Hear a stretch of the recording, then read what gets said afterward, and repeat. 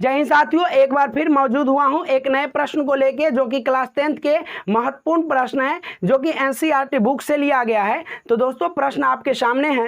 प्रश्न को सॉल्व करने से पहले यदि आपने पहली बार हमारे चैनल को विजिट किया है तो इस वीडियो को एक लाइक करके और साथ में चैनल को सब्सक्राइब कर लीजिएगा। तो चलिए दोस्तों, हम अपने पहले प्रश्न को सॉल्व करते हैं। हमारा प्रश्न जो है, किसी एपी के तीसरे और सातवें पद का योग 6 है, उसका गुणनफल 8 है। इस एपी के प्रथम 16 पदों का योग आपको ज्ञात करना है।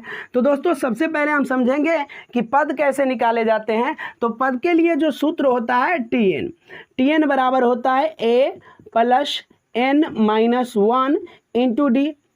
अब आपको यहाँ से समझना है ए एन और डी क्या होता है।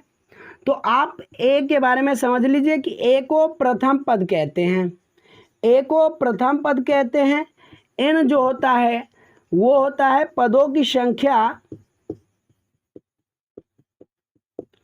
और डी हमारा होता है सार्वंतर। अब इसे समझने के लिए एक एपी का सहारा लेते हैं। जैसे एक एपी हमने लिखा 2 4 6 8 डैश डैश डैश। अब यहाँ से आप देख सकते हैं कि प्रथम पद जो है वो 2 है, और डी क्या होता है दोस्तों, तो अगले पद में से जब पिछले पद को घटाया जाता है उसको बोलते हैं डी या सार्वंतर। जैसे 4 - 2 या 6 - 4 या 8 - 6।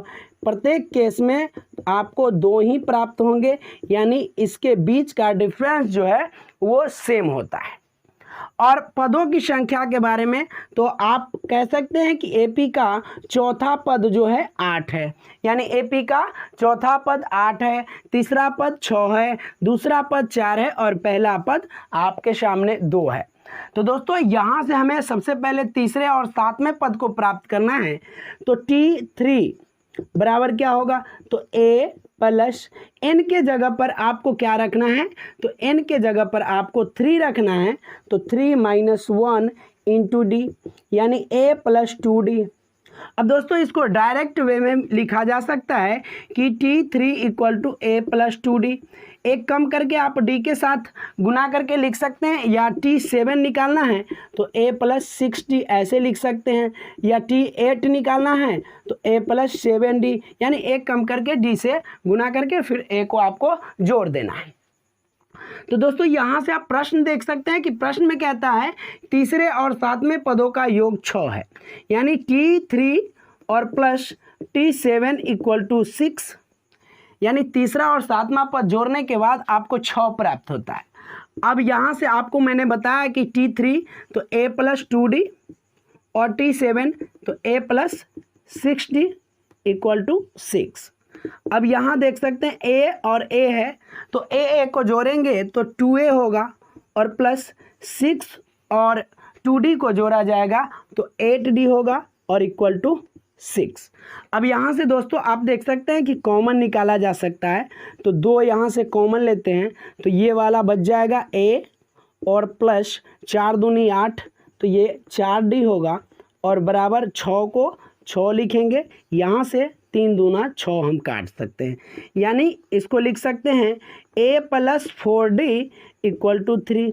ये हमारा पहला समीकरण प्राप्त होता है। दोस्तों, यहाँ से आप देख सकते हैं, सॉल्यूशन कीजिए कि T3 और T7 जो है 6 है।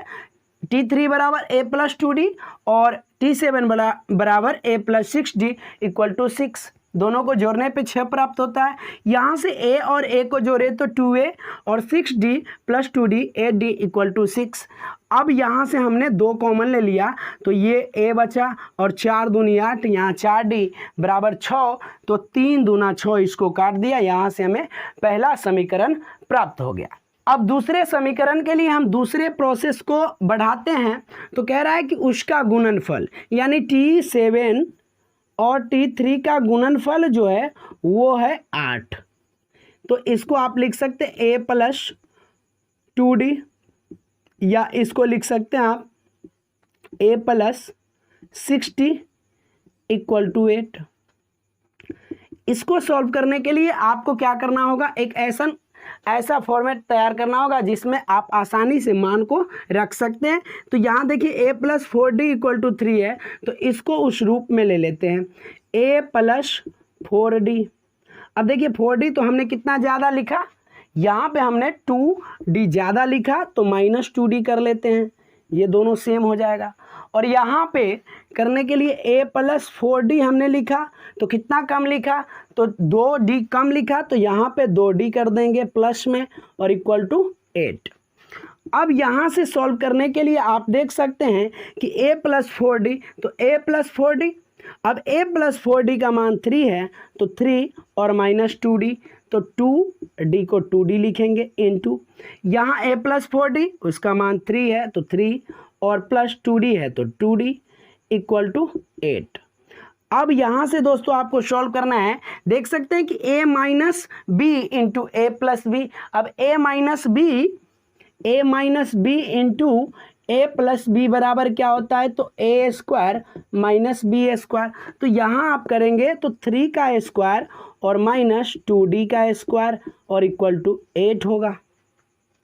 अब यहाँ से सॉल्व कीजिए तो 3 × 9 और -2 दूनी 4d² बराबर 8, या 4d² -4d² बराबर 8, और ये प्लस में 9 है तो इस तरफ आएगा तो -9, या -4d² = आप 8 में से 9 को घटाओगे तो -1 प्राप्त होगा।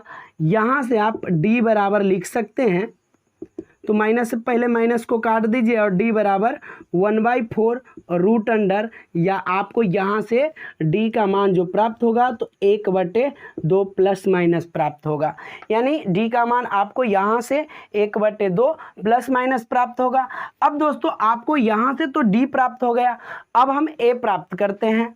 तो दोस्तों a प्राप्त करने के लिए आपको क्या करना होगा, समीकरण 1 में d के मान को आपको रखना पड़ेगा।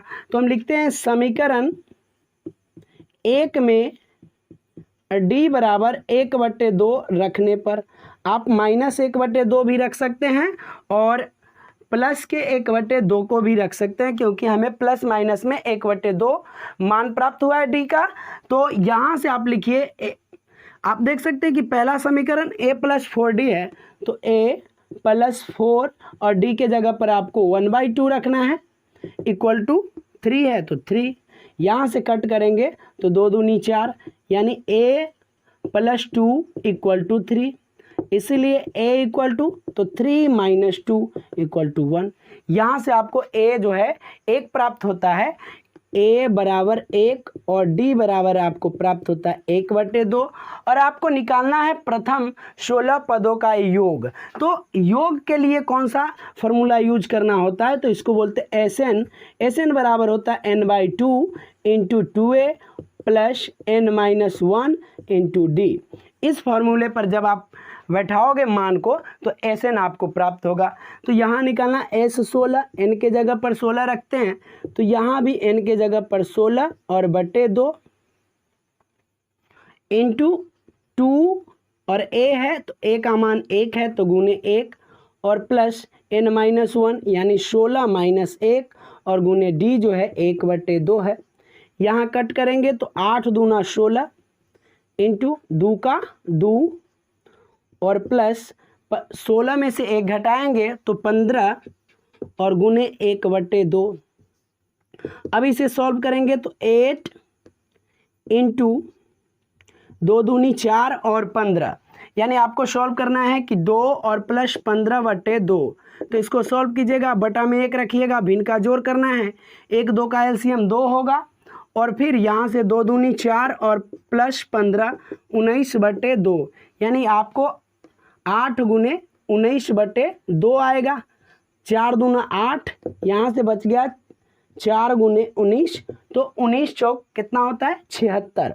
तो दोस्तों यहाँ से हमें प्रथम 16 पदों का योग 76 प्राप्त होता है। यदि आप -1/2 रखते तो कुछ और प्राप्त होता है, तो दोस्तों उसको आप ट्राई कर लीजिएगा। तो दोस्तों यदि वीडियो आपको अच्छा लगा तो इस वीडियो को एक लाइक करें और साथ में हमारे YouTube channel Naval study centre से जुड़ जाए, यानी हमारे चैनल को सब्सक्राइब कर ले।